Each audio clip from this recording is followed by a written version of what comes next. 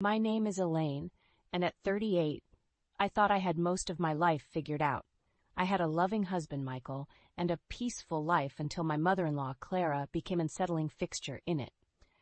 Her interest in our lives, while typical to some degree, was claustrophobic. Nothing prepared me for the cold vacuum that greeted me in our bedroom after the cheer of my mother's 65th birthday party. It was a gut feeling that something wasn't right, a prelude to the bad news I was about to discover. The spot on the dresser where my watch usually lay was empty.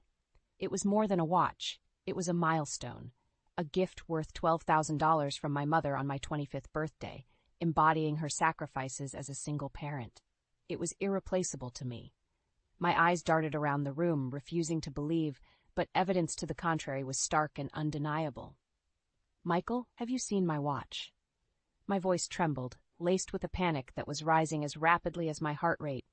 He appeared in the doorway with a composure that felt out of place. "It's okay, Elaine. It's here somewhere. Don't worry about it." He attempted to reassure me, his voice too steady. His calmness was unsettling. How could he be so certain that it was here somewhere? Tension crept into the space between us, as I considered the possibility that he knew something I didn't. "Don't call the police yet," he added quickly, as if he'd read my mind. But the suggestion was unnerving. Our home showed no signs of a break-in, yet my gut told me it was more than a simple oversight. Was he hiding something? Thoughts of Clara and her thinly veiled admiration for the watch returned to me. Was that why he was so opposed to getting the police involved? Ignoring Michael's plea, my hands shook as I dialed 911. The gravity of what I was about to do weighed on me, but there was no other option. The silence from Michael as I explained the situation to the dispatcher was deafening. After hanging up, I faced Michael, seeking answers in his vague expression. "Why didn't you want me to call the police?"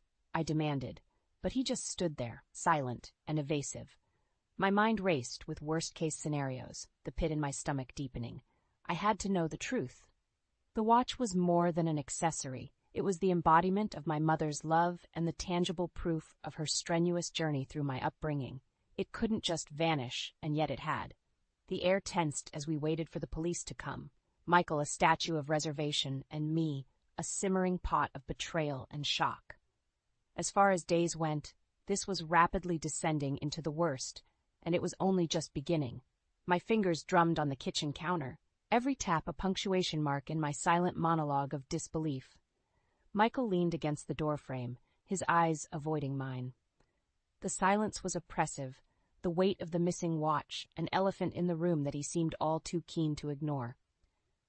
"I can't believe you didn't want me to call the police, Michael. That watch wasn't just expensive, it was one of the last connections to my mom's hard work," I said, my voice firmer than I felt. "How can you be so indifferent?" "I'm not indifferent, Elaine," he finally spoke, his voice taking on a hint of frustration. "I just think we should look for it more thoroughly before involving the police in this. Maybe it got misplaced or stolen," I interjected. "Michael, we've looked everywhere, and it's not here. It's not like me to forget where I put such a precious thing. You know that." He rubbed the back of his neck, his tell when he was uncomfortable. I knew him well enough to recognize the signs. He was holding something back. Suspicion gnawed at me, my trust waning with each passing minute. "You're not saying something. Do you know where my watch is?" I asked point blank, hoping for an honest revelation. Instead, he shook his head, a feeble attempt at reassurance that failed to comfort me. The uneasy feeling had lodged itself in my chest the moment we stepped into the house. Now it was growing roots. In the hours we'd searched, Michael had remained oddly composed, as though the disappearance of a $12,000 watch was a trifling inconvenience. It didn't add up, especially when Clara popped into my mind. She had never been subtle about her desire for lavish things, her eyes greedy whenever they landed on my watch. The police would arrive soon, and I was faced with a dichotomy: my once unwavering trust in Michael, or the unsettling thought that maybe he and his mother were not as transparent as they had seemed. "You didn't let her come here while we were away, did you?" I asked, dreading the answer. "No, of course not, Elaine," he replied with an uneasy chuckle. "Why would I do that?" I wanted to believe him, yet my instincts screamed otherwise. Michael's mother's shadow loomed large in our lives, her weekly visits blurring the lines between marriage and maternal rule. I recalled the way Clara would command our space as if it were her own, and Michael's lack of resistance infuriated me. The sound of the doorbell sliced through the tension. My head snapped towards it, the chime marking the arrival of the consequences, the descent of the abstract into the painfully tangible. Michael's face paled, and I knew that whatever came next could potentially unravel the life we built together. With a deep breath, I strode towards the door, ready or not for the revelations it would bring. The door creaked open to reveal two uniformed officers, their expressions a blend of professionalism and subdued curiosity. "Ma'am, we received a call about a potential theft?" one of them inquired, glancing from me to Michael, now standing awkwardly behind. "Yes, officers. Please come in," I said, mustering a welcome that my rattled nerves barely supported. As they stepped into the house, my resolve strengthened. The law was on our side now. Michael's mother, Clara, had overstepped her bounds one too many times, and if she had taken my watch, justice needed to be served. I led the police into the living room and recounted the events leading to the discovery of the missing watch. They jotted down notes, their eyes occasionally lifting to measure our reactions. "It's an heirloom of sorts," I explained, my throat tightening. "My mother gave it to me on my 25th birthday. It's worth a lot, but not just in money. It's sentimental." "I see," the officer's pen paused. "And you suspected Mrs. Clara, your mother-in-law?" His eyes peered into mine, searching for certainty. I nodded, flashing back to the weekend before. I had caught Clara ogling the watch with an intensity that was discomforting. When she asked to try it on, it almost felt wrong, but I couldn't find a graceful way to say no. "There was this one time." My voice trailed off, lost in the memory of pure disbelief when Clara had audaciously said the watch would look better on her wrist and practically demanded I give it to her. The way Michael had danced around the issue had frustrated me then, but now it filled me with dread. Officer Jenkins followed my gaze to Michael, who was worrying the hem of his shirt with quivering fingers. "Mr. Michael, do you have any idea about the watch's whereabouts?" "No, officer." Michael's voice was a shade too quick, a note too high. "I love Elaine. I'd never let anything happen to her stuff, especially not something that meaningful." But his words, intended to reassure, did nothing to steady the churning in my stomach. Instead, my thoughts spun, piecing together bits of conversations, subtle glances, and Michael's strange reluctance for police involvement. They had to know something. Michael has a key to the house, and so does Clara, doesn't she, Michael? I pressed, watching him with an accusatory stare that made him visibly shrink. His eyes flitted away, guilt etched plainly on his face for the briefest of moments before he managed a weak denial. But I knew the truth even before he uttered it. The watch's absence was a confirmation of my fear that Clara's tendrils had reached into the very sanctum of our private life, deforming the sacredness of our space with her manipulation. And now, with the police here, with questions hanging in the air like a storm cloud ready to break, Michael and his mother's facade was about to fall away, revealing the ugly truth beneath. The officers exchanged a look that suggested they were no strangers to domestic conundrums woven with deceit. "Ma'am, has anyone else had access to your house recently?" Officer Jenkins asked as he closed his notepad. Only then did Michael speak up, his voice a faint whisper cracking under the intensity of the moment. "My mother has a key," he confessed, his admission hitting me like a sledgehammer to the chest. "What?" I sputtered, my eyes locking onto his in a silent demand for an explanation. "You gave Clara a key, without telling me?" He floundered under my scrutiny, his words tumbling out in a jumbled mess. "I thought it would be helpful. She said she'd help us out around the house while we were away. I didn't think you'd mind." Mind? My entire being recoiled at the betrayal. Never would I have imagined Michael going behind my back like that, especially not to cater to Clara's invasive ways. With every sentence he uttered, I felt the foundation of our marriage crumble. I turned back to the officers, my voice steadying with resolve. "She said she'd been cleaning here over the weekend when we were away. I didn't know. I didn't give her permission." Officer Jenkins took note, while his partner quietly stepped out to make a call. The atmosphere in the room thickened with unspoken truths and suppressed fury. The officers probably saw it all too often, families torn asunder by the very ties meant to bind them, but knowing that didn't make the sting any less acute. "If I could offer some advice," Officer Jenkins began, his tone switching to a gentler timbre, "keep the key issue separate for now. Focus on the missing watch. We'll need to speak with your mother-in-law as part of the investigation." I nodded, feeling the world tilt as my anger with Michael battled against my need to recover the missing piece of my mother's legacy. The other officer returned, gesturing for his partner to join him outside briefly.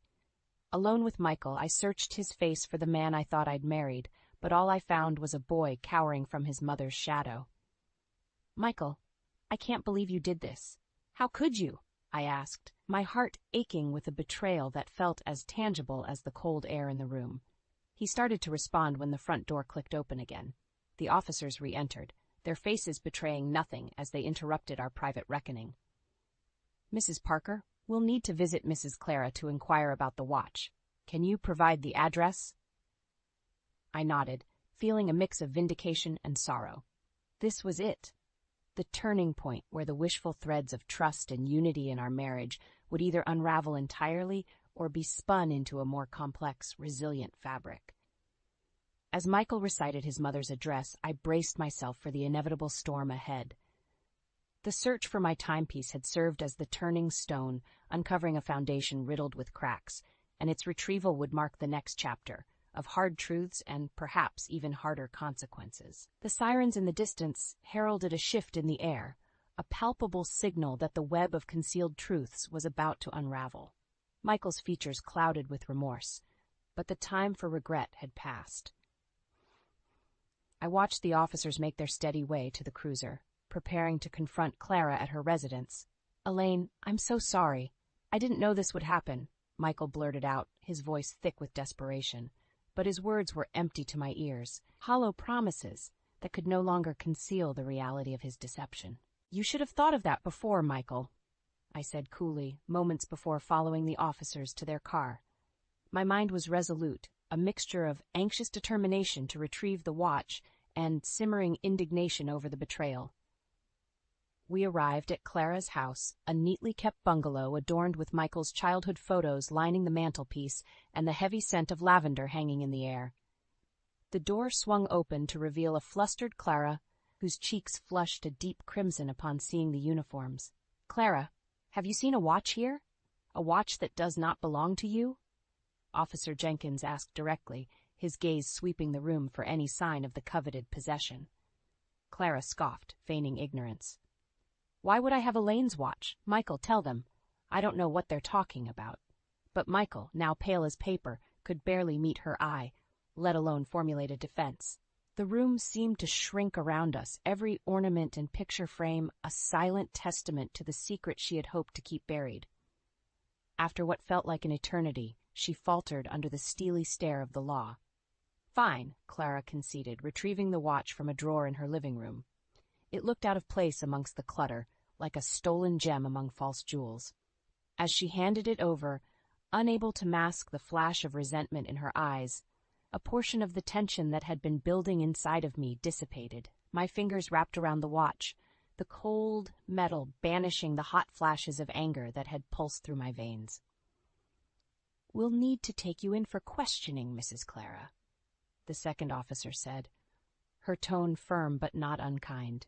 The ensuing silence was fraught with the unspoken acknowledgement that things would never be the same again.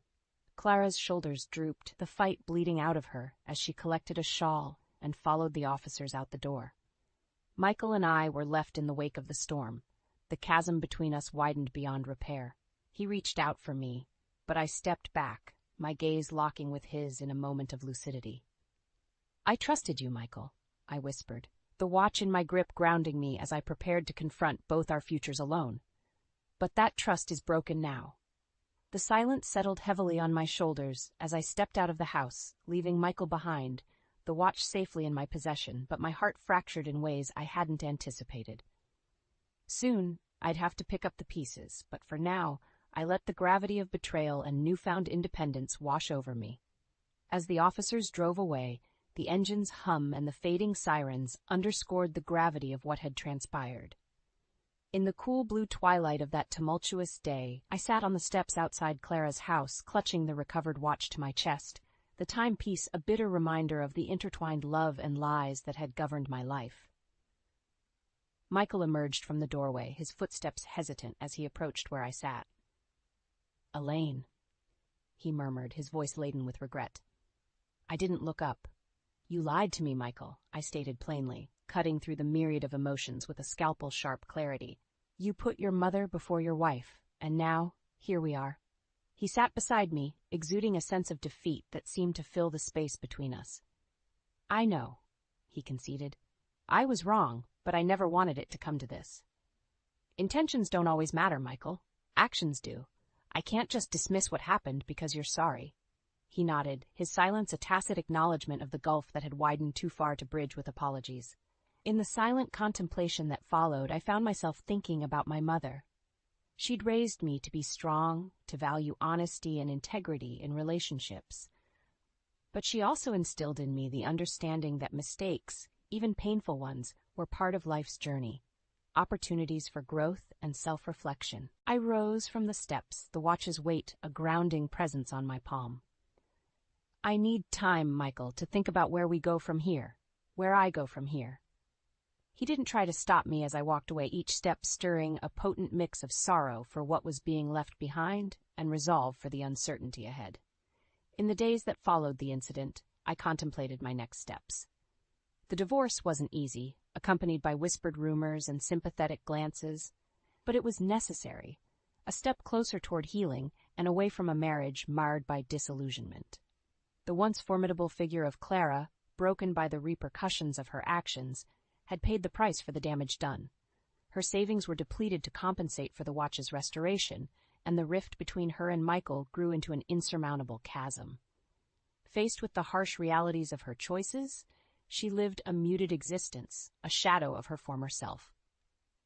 Michael, burdened with regret and tarnished by the domestic turmoil that seeped into the corners of his professional life, left his job amidst the ensuing whispers and speculation. The echoes of our fractured union shadowed him long after our paths diverged. As for me, I returned to the watch box, placing the wristwatch back within the soft velvet confines. It represented a time both treasured and tormented. A period in my life that was over, but would forever realign my perspective on trust, love, and independence. The road ahead was mine to walk alone, and I took my first steps with the certainty that no matter what lay before me, I would rise above the challenges, fortified by the lessons of the past.